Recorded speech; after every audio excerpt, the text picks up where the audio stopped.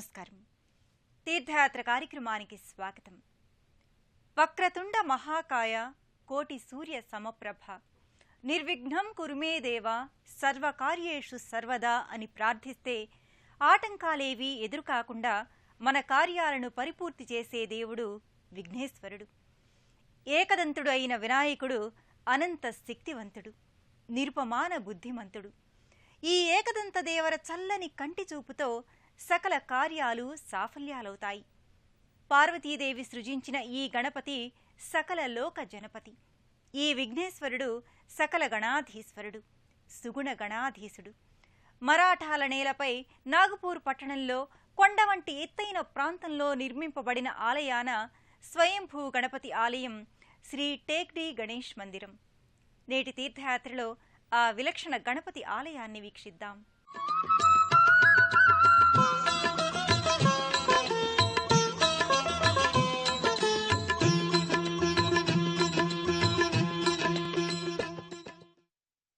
ప్రదక్షిణం కరిష్యామి సతతం మోదకప్రియ.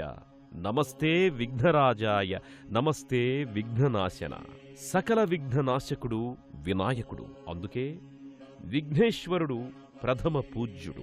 నాగ్పూర్ పట్టణంలో ఆ విఘ్ననాయకుడు టేక్డీ గణేష్గా దర్శనమిస్తున్నాడు. మరాఠా జనుల ముఖ్య పట్టణమైన నాగ్పూర్లో అదొక కొండ.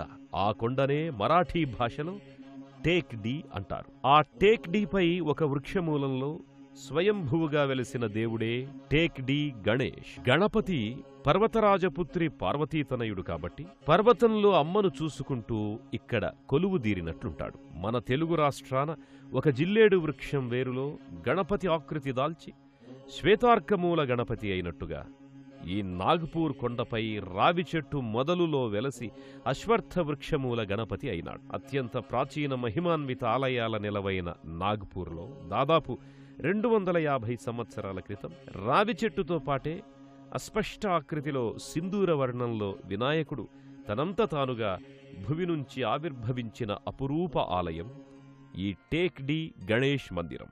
ఈ నాగ్పూర్ ఆలయాన గణేశుడు తన మరుగుజ్జు రూపం నుంచి బయటపడి ఒక చిరు సింధూర పర్వతంలా సాక్షాత్కరిస్తాడు. ఉదయభానుబింబాన్ని దివి నుంచి భువికి దించి వినాయకుని రూపాన్ని లీలగా దేవశిల్పులు మలచి నిలిపినట్లు తొలి సంధ్య మలిసంధ్యల్ని ఒకటిగా సంధించి శిల్పశాస్త్రంతో బంధించి రూపొందించినట్లు అరుణవర్ణ కఠిన శిలలో కరుణాంతరంగుడైన విఘ్నేశుని రూపం దర్శనమిస్తుంది. రావి చెట్టు ఒడిలో వెలసిన లంబోదరుడిగా ఈ దేవాలయ మూల విరాట్టు విరాజిల్లుతోంది. ఎర్రటి రంగు చెంకీల వస్త్రధారిగా 2 పెద్ద నేత్రాలు, ఒక వెండి కిరీటం ధరించి ఉంటాడు ఈ గణపతి దేవుడు.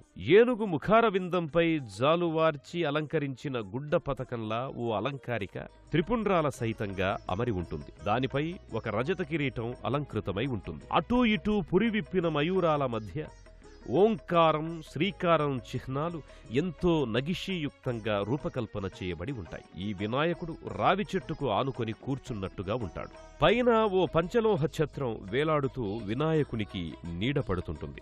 రవ్వలు పొదిగిన శైవనామాలు ఆ అస్పష్ట వినాయకుని మోమున స్పష్టంగా భక్తులకగుపిస్తాయి. గిరిపుత్రి తన ఒంటికంటుకున్న నలుగుపిండితో ప్రాణం పోసిన సుందర బాలకుడు ఈ వినాయకుడు. ఈ గజాననుడు అగజానన పద్మార్కుడు. మాతృభక్తి పరాయణుడైన ఈ గణేశుని సమర్పించి సంతోషపెడితే పార్వతీమాత సంతసిస్తుంది. తద్వారా పరమశివుడు ప్రముదిత హృదయుడవుతాడు. ఈ నాగ్పూర్ మోదక ప్రియుడికి సమ్మోదకంగా చేస్తే ఆశీర్వదిస్తాడు. టేక్డీ గణేష్ మందిర గర్భాలయంలోని ఆ భారీ విగ్రహరూపుని దర్శించుకొని తరించటానికి భక్తులు తపన పడుతుంటారు. ఆ ఆలయ శోభను చూసి పరవశులైపోతారు. ప్రదక్షిణం కరిష్యామి సతతం మోదకప్రియ అన్నట్టు ఈ నాగ్పూర్ మోదకప్రియ గణేష్కి ఎన్ని వందల మంది ఒకేసారి వచ్చినా ప్రదక్షిణలు చేసేలా విశాలమైన హాలులో నలుచదరపు గర్భమందిరం నిర్మితమై ఉంటుంది. ఆ నలుచదరపు విశాలమైన మందిరంలోనే ఎన్నో ఉపాలయాలు, వినాయకుని వాహనమైన మూషికం, రజతలోహ మూషిక ప్రతిమగా ఏర్పాటై ఉంటుంది. నాగ్పూర్ పురాతన కాలంలో ఫణీంద్రపురం అనే పురాణపరమైన పేరు కలిగి ఉండేది.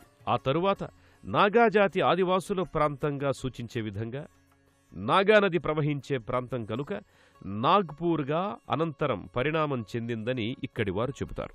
మహారాష్ట్రకు రెండవ రాజధాని వంటి నగరం ఈ నాగ్పూర్.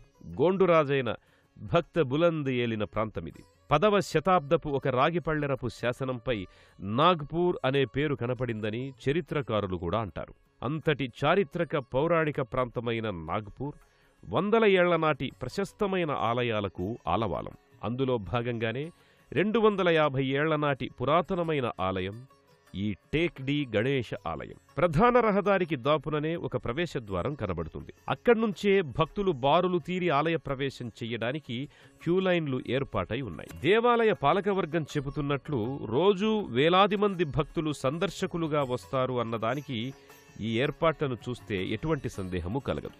ఎంతో విశాలమైన ఈ ఆవరణ కలిగిన గణేష్ ఆలయ టేక్డీ దాదాపు అంతా భక్తుల లైన్లకు ఏర్పాట్లు చేసిన బారికేడ్లుంటాయి. భక్తులు తమ వెంట తెచ్చుకున్న పూజా సామాగ్రితో టేక్డీ గణేష్ని అర్చించుకుంటారు.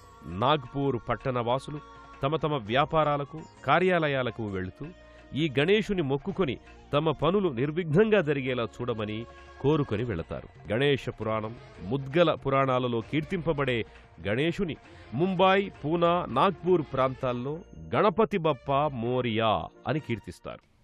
అణువులో అనంతం దాగి ఉందనడానికి ప్రతీకాత్మకం ఈ ఎలుక మీద ప్రతిష్ఠితుడైన ఏనుగు దేవుని రూపం. ఆ ఎలుక వాహనుని మూషికం కూడా ఇక్కడ పూజనీయమే. టేక్డీ గణపతి పూర్తి రూపంతో మరో ఉపమందిరం, ఆ విఘ్నపతి వెలిసిన ఈ ఆలయానికి అనుబంధంగా అనేక ఉపాలయాలు అలరారుతున్నాయి. పితృదేవుడైన శివుడు లింగరూపుడై కొలువయ్యాడు. అనింద్యుడు అనే అసురుడు విఘ్నేశ్వరుని కృపతో మంచివాడిగా మారి గణపతికే వాహనంలా మూషికమయ్యాడని పురాణగాథ ఒకటి ప్రచారంలో ఉంది. అంత పెద్ద వినాయకుడు అతి చిన్న జంతువైన ఎలుకపైకెక్కి ఎల్లలోకములు విహరించడం అంతుపట్టే విషయం కాదు. మార్మిక ఆధ్యాత్మిక విశేషం దీని వెనుక దాగి ఉన్నది. ఆ మూషికం కూడా ఈ ఆలయంలో పూజలందుకుంటోంది. గం గణపతయే నమః అంటూ స్మరించుకుంటూ వచ్చిన భక్తులకు ప్రదక్షిణా మార్గంలో వెనుక వైపున వెండి తాపడంతో ముస్తాబైన మూషికం కనిపిస్తుంది. భక్తులు తమ తమ పూజా ద్రవ్యాల్ని ఆ మూషికానికి తాకించి తమ కోర్కెల్ని స్వామికి వినిపించమని మూషికుని చెవుల్లో చెప్పుకుంటారు. ఈ రజిత మూషికానికి ఎదురుగా ఉన్న ఒక మందిరంలో స్పష్టరూప గజాననుడు కొలువై ఉంటాడు. నిండైన సింధూర వర్ణంలో మిలమిలలాడిపోతూ గణపయ్య ఆసీన భంగిమలో ఉంటాడు. మూల విరాట్టు గణేశుడు అస్పష్టరూపుడైతే ఈ ఉపమందిర గణేశుడు స్పష్టరూపుడు. రజిత కిరీటధారుడై భక్తులనే చూస్తున్నట్లున్న నేత్రాలతో విఘ్నేశ్వరుడు భక్తుల పూజలందుకుంటున్నాడు. ఇదే గణపతి మందిరంలో గజముఖాన్ని అనుగ్రహించిన పితృదేవుడైన శివుడు కూడా లింగరూపాన ఒక ఉపాలయంలో ఉన్నాడు. నల్లటి గుండ్రటి పానవట్టంలో శివలింగం మందారాలు, జాజిమల్లెలతో అలంకృతమై ఉంటుంది. శివలింగం పైన నిలువెత్తుగా లేచి నిలబడిందా అన్నంతగా ఒక సర్పరాజం పడగెత్తి ఉంటుంది. పైన గళంతిక ఆకాశధారా పాత్రగా నిత్య జలాభిషేకమయ్యేలా బిందువులు బిందువులుగా జలాన్ని జార్చుతూ ఉంటుంది. ఈ టేక్డీ అంటే కొండపై రావి చెట్టు పాదభాగాన అశ్వత్థ వృక్షమూల గణేశునిగా వెలిసిన కోవెలలో మరెంతో మంది ఉపదేవతలుగా ఉన్నారు. రామభక్తుడైన ఆంజనేయస్వామి ఉపాలయం, తన మాతృమూర్తి పార్వతీదేవితో పాటే అవతరించిన సిరుల తల్లి శ్రీ మహాలక్ష్మి, రాధాకృష్ణులు ఇలా సకల దేవతా నిలయంగా నాగ్పూర్ టేక్డీ గణేష్ మందిరం వెలుగొందుతోంది. అంజనానందనం వీరం జానకీ శోకనాశనం కపీశం అక్షహంతారం వందే లంకా భయంకరం.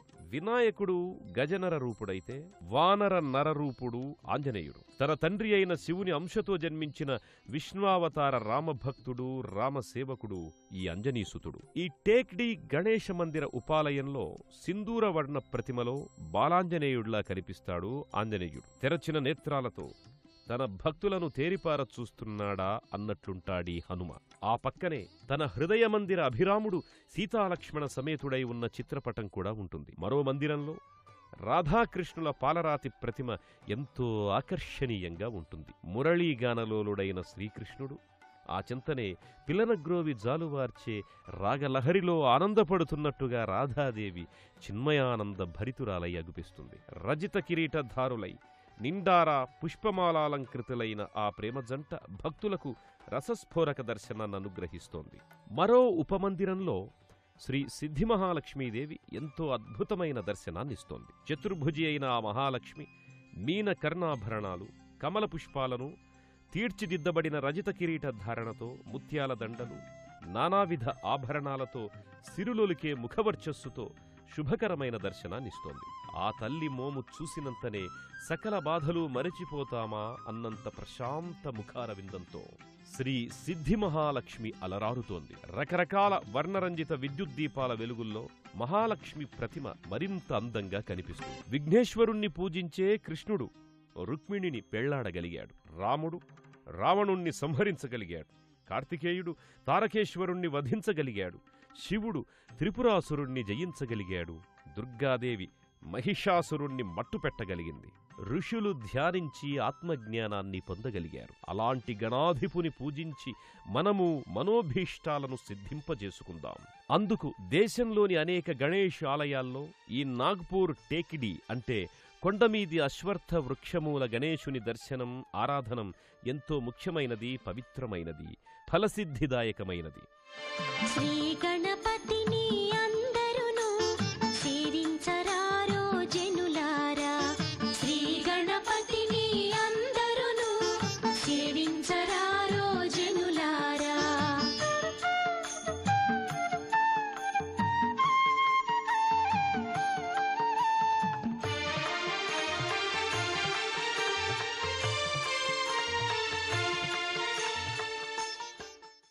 నాగ్పూర్ టేక్డీ వక్రతుండ గణపతి అశ్వత్థ వృక్షమూల గణపతిగా దర్శనమిచ్చాడు. కొండపై వెలసి కోరిన కోర్కెలు ఈడేర్చే ఈ గణేష్ని ప్రియమారా అర్చించుకున్నాం. ఈ వక్రతుండ గణపతి విరజిమ్మే శుభాశీస్సుల శీకరాలు మనపై వర్షించి మనల్ని సక్రమ మార్గంలో నడిపించాలని ఆశిద్దాం. మరో తీర్థయాత్రలో కలుసుకుందాం.